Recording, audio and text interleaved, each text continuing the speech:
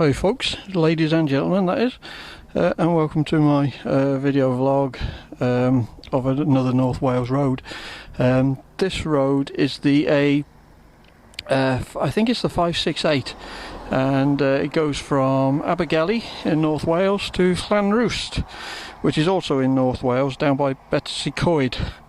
I'm currently on my Ducati Xdiavel. It's just been in the workshop at Abergele, at Woods in Abergele, and to have a belt replacement, and as always they've done a great job, so no complaints there. But I thought, you know, it's a nice piece of road this. There's another biker coming up, so I might as well video it and see if we can get some half decent footage of going across the moors. Anyway, this guy's stopping. Yeah, fine, thank you. Yeah. Okay, mate. Thanks for stopping. All right. So that's the biker community for you, isn't it? He thinks I've broken down or I've got a problem. There he goes. He stops. What a gent. But we all do it, don't we? Well, we try to if we can. But there you go. That's the evidence of it. So yeah. So get on the bike. And as I say, it's got a new belt on it, so I'm just going to take it steady, have a nice little ride over to Llanrwst in North Wales, and you can see what this road's all about. It's quite a fun biker road, to be fair, but again, as with always in North Wales, don't take liberties, and you know, don't go mad. It's just not worth it. So here we go. Oh, we're off.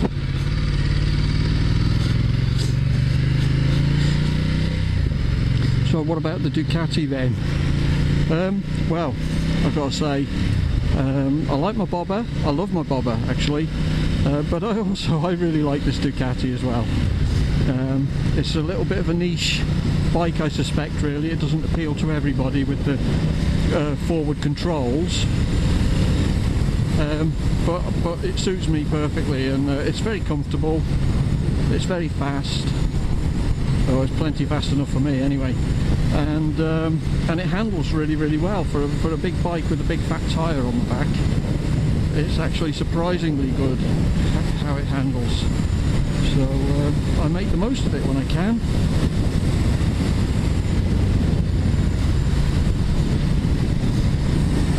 As you can see, we're up in North Wales now. It's a bit cloudy today, but it's very warm, over 22 degrees, so it's quite pleasant. And what I like about this Ducati, one of the things I really enjoy, is the amount of mid-range torque that it has. It really makes it an easy bike to ride. It's quite economical for the size and the power. So yeah, but the handling is yeah. I mean, I've not ridden a sports bike for many years, so I'm sure that modern sports bikes are absolutely fantastic on the corners, and this would never get even anywhere near one. But for the type of riding I do, it's more than adequate. And this bike is actually it's bog standard. It's got no modifications on it at all.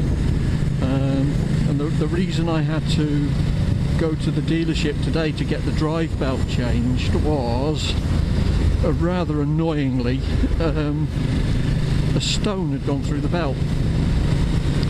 And yeah, I wasn't happy about that, because the bike's only got just over 2,000 miles on the clock, and it had to have a £400 part fitted, because that's how much the belt costs.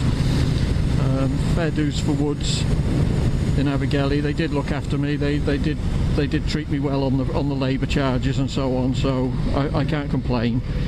And as I say, they do a great job anyway. They've been a dealer. They've been in business for a long time, and they've been in business for a long time for a reason.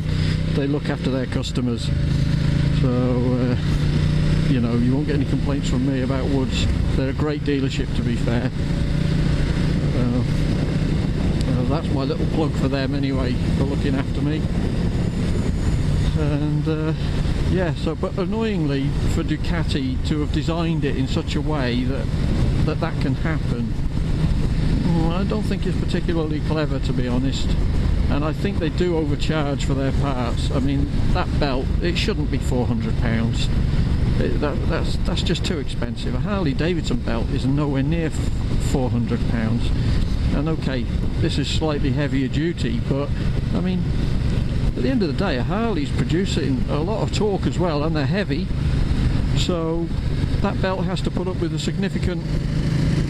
Let's get past this.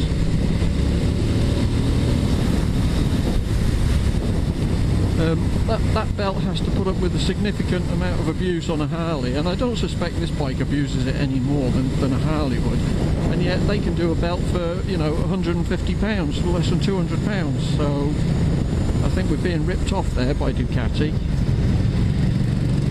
And like I say, the fact that a stone can get up there in the first place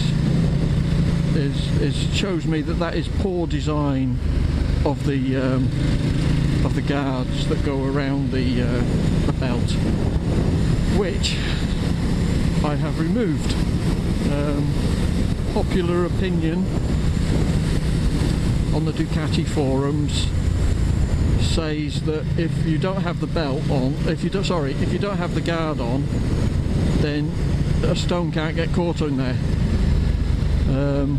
Now, I had one of these bikes before. I had a Xdiavel before this, and that one never had a guard on it, and I never had a problem with that. And the only reason I left the guard on this one was because the bike was brand new, and I just thought, I'll just leave it on in case something happens, and then it's all covered under warranty.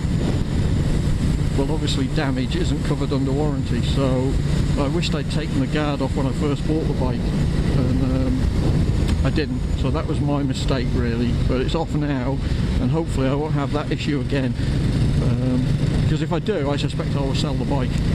I'm not paying £500 every time a stone goes through a belt. That's just ridiculous. So we will see. I wouldn't be surprised if down the road, if that keeps happening to people, somebody will do a chain conversion for this bike, and that would be a good solution, I suppose. I mean, I know a chain's not as good as a belt, but if you know, because you've got to oil it and you've got to adjust it and all that, but it doesn't cost £500 either. So, as you can probably tell, I'm rather annoyed, but again, I can't be too annoyed because the initial quote for doing the job was like £650. When they've actually done it, it's come out at 500. So, you know, I can't be too upset about that really. It's just £500 that I would rather have spent on something else. But anyway, I'm back on my bike, and I'm back out in the Welsh countryside. What could be better? I love it, absolutely love it. So we'll forget about that. I've had my rants, I've had my moan. Now let's just enjoy the bike and the road and the countryside. Looks like I've got the road pretty much to myself. It's a Wednesday afternoon today, so not too much traffic around. The kids are on holiday, school holidays have started, so yeah, it's just a nice little run over here. I'm going to enjoy this. I always do. And like I say, you can enjoy these roads without riding like Valentino Rossi, even if you think you can. And I can't. So that's not going to be happening. This bike sounds absolutely glorious. I mean, I know a lot of people put the Termione exhaust on it, but again, I don't want to spend that kind of money. I think they're like £2,000 or more. And funnily enough, I spoke to a chap last night, and he'd actually bought one with that exhaust on it, with the Termi on it, and he reckoned it transformed the bike. He said it made it much faster, etc, etc, etc. Struggling to keep the front wheel down and all this sort of stuff. Well, This is fast enough, to be honest, and I think it sounds great, even with the standard pipe. And I much prefer the look of the standard exhaust system as well. I don't like that Termi, the way it comes out on the left and on the right. It sort of spoils the aesthetics of the bike, I think. And it is a cool looking bike, so you know, I think the Termis are not, well, certainly not for me. I understand why people put them on. They want the extra performance and the extra noise, but if they were sort of £500 or so, I'd be tempted, you know, maybe up to £700, but over £2,000, no. And I don't think, I'm not sure, I don't think you don't see them second hand, because they come with a USB chip thing that has to be coded to the bike. I'm not sure, I might be talking out my backside, but I've read somewhere that once they've been fitted on that bike, then the mapping for the engine is stuck with that bike. So you can sell the exhaust, but you can't sell the USB with the map on. It won't work on any other bike. I don't know if that's true, I don't know, but I wouldn't like to buy a second-hand one and then find out that it is true, because you know, you've wasted a lot of money. Then you put a pipe on, you'd have to go to something like a Dynajet or whatever. You're spending even more money. Don't get me wrong, I love spending money on my bikes, but I like to see some real benefit for it. If I was going to spend some money on this bike, what would I do? That's a good one. I know what I would do. I would buy some lightweight wheels, because the handling is so good anyway, and I think with lighter wheels, carbon fibre, that would really make it sharper, and you know, everything about. I've had light wheels on other vehicles, and it makes a big difference to the handling. So I think I would do that, to be honest. If I was going to spend a significant amount of money on it, I'd put carbon fibre wheels on. So there you go. But as for the engine, I don't think it needs anything. It's a rocket ship when you open it up. So I'm happy with that. No, not safe to overtake. So this is a 60 limit, this road, and this chap's doing 34 miles an hour. But then again, so what? He's entitled to. He's allowed to. Yeah. I say the mid-range torque, it just allows you to overtake. You know, you still got to be careful, obviously, but it does give you opportunities that other bikes might not give you. So I like to take advantage when I can, when it's safe to do so. Looking a bit cloudy over in the distance, but I don't think it's going to rain. Well, not today anyway. It might rain tonight. We had a massive thunderstorm last night, which really cleared the air. But yeah, it was a big one.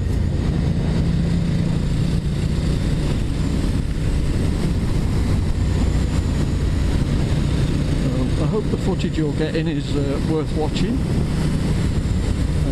I lost my little damper that goes on the microphone, so I suspect there's going to be quite a lot of wind noise. If there is, I apologise. I've got a new microphone on order, and hopefully it'll come out a little bit better than this one.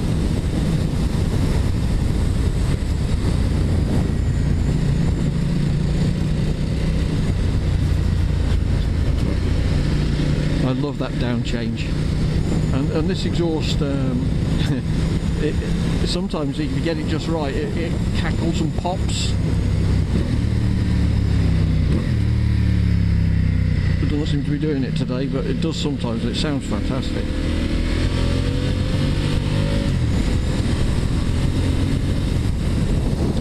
I have the Ducati in sport mode most of the time. I've tried the other modes, and the throttle just doesn't feel quite as responsive somehow. It just feels a little bit more connected to the back wheel in sport mode. So that's how I leave it, and it suits me. When it's raining, I do put it in touring mode, which reduces the power and softens everything off, softens all the throttle response off, and does make it actually a lot better to ride in the wet. Not that I like riding in the wet too. Well, I don't mind riding in the wet as long as I'm not wet. I don't mind.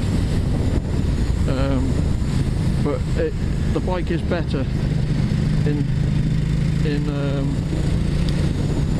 urban mode, they call it. In wet conditions, everything is just that little bit softer and more friendly. Because sometimes in sport mode, when you really open it up, it's got this variable valve timing doowacky on the engine, and it pulls. I mean, it really does pull hard. And I think to myself sometimes, bloody hell, you could end up in a bit of trouble. So yeah, it's best not to do that. So I just put it in urban mode, and I think it's a safer, and I think you can probably ride quicker because you feel safer. So that's my opinion on that particular element of the bike.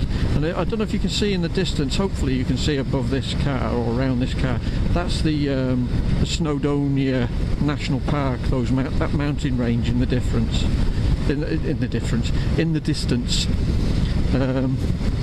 And it looks quite moody today, doesn't it, with those clouds hovering over there. It looks really cool. I live in such a nice area. I take advantage as often as I can of getting out and getting into the mountains. And the fighter jet has just gone over. That will probably be from RAF Valley. They use these valleys for training purposes, and people go up and watch them and film them and everything. So yeah, that's quite exciting as well. You see, like, I don't know, tornadoes or whatever they are flying over quite low. Llanrwst, by the way, this town that we're going to now, there is a famous fish and chip shop here. Now, I'm not an expert on anything much, to be honest, but I do like my fish and chips, and I have tried this fish and chip shop a number of times, and I've got to say, they claim to be one of the best in North Wales. I cannot disagree. Like I say, I'm not a particular expert on anything, but fish and chips is something that my friends take the mickey out of me for, because wherever we go I always have to try and find a fish and chip shop, and more often than not I'm a little bit disappointed, if I'm honest, but not at Llanrwst fish and chip shop. It really is very, very good. It's too late for me today to go and get some because I'm on my way home, and it's I've already eaten, so I won't be getting fish and chips from Llanrwst today. But just bear in mind, if you're on your bike and you're riding around this area, you could do a lot worse if you're hungry. Just thought that was a point of interest, really. Fish and chips. Why are they good fish and chips? Well, fish should always be nice and white, shouldn't it? Grey fish, no thank you. And I've always had nice white fish from here. Chips, greasy, ugh, no. Again, the chips are really, really nice, crispy, and yeah, fish and chips. Thinking about my belly again. And there it is in front of me. I don't know if I hope the camera picks it up, but that is the fish and chip shop. I don't know what it's called. And you can sit around the corner there, and there's a little bench, but it's always busy. That's a good sign. And oh, the flowers look nice. Oh yeah, they're very nice. The little baskets there, they look brighten the town up a little bit. This is a proper old Welsh town, and a lot of people here speak Welsh. It's their first language, and rightly so in my view. Yeah, keep it going, I say. I'd love to be able to speak another language, but I'm far too lazy to learn. we're off towards. So we're through Flanroost now, and we're actually heading for Betws, where I think I'll probably call in and get a coffee. There's a little bit of a biker gathering that gets on at Betws, even in the week like today. There'll be some there, especially now it's holidays now anyway, people are on holiday, so there will definitely be somebody there. At the weekends it gets really busy. It's one of those places that the bikers all go to, and at the weekends lots of cafes and bistros and stuff to do there, so yeah, it's just one of those gathering places really. So I think I'll go there. You see the sign, it's 4 miles away. I shall get myself a nice cup of coffee, and then I'm going to head home, which for me is another 35 miles. A couple of ways I can go, but I'll probably just go the most direct route and stick the bike in the garage and chill for the rest of the day.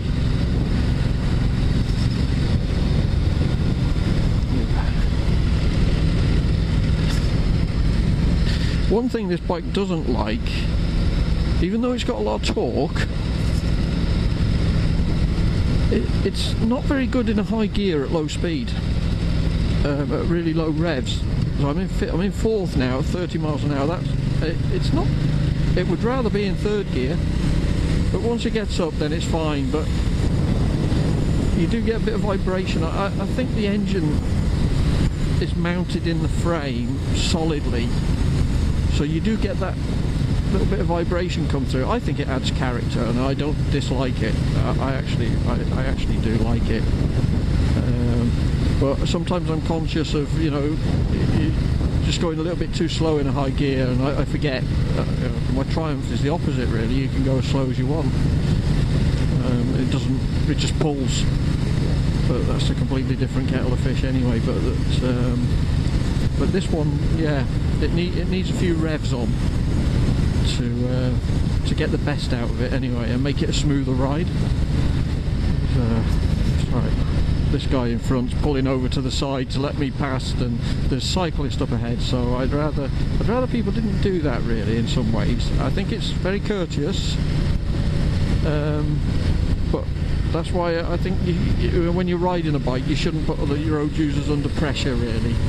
So I'll thank him anyway.